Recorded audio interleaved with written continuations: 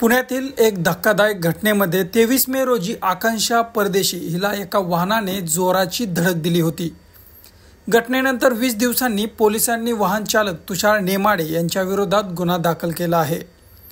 23 मे रोजी दुपारी आकांक्षा परदेशी पुलाच्या दिशेने रस्त्यावरून पायी जात असताना माऊली स्नॅक्स बस स्टॉप जवळ पाठीमागून भरधाव वेगाने आलेल्या वाहनाने तिला जोराची धडक दिली।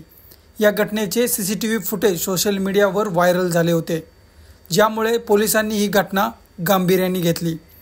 सीसीटीव्ही फुटेजमध्ये आकांक्षा परदेशीला वाहनाने दिलेली धडक स्पष्टपणे दिसत आहे।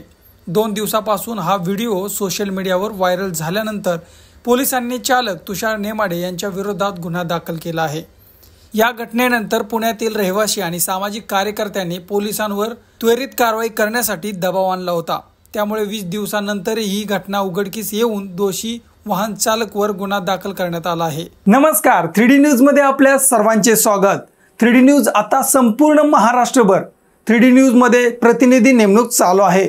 तसेच स्क्रीनवरती दिलेल्या नंबरवरती कॉल करा आणि आमच्या 3D न्यूज चॅनलचे अधिकृत प्रतिनिधी व्हा।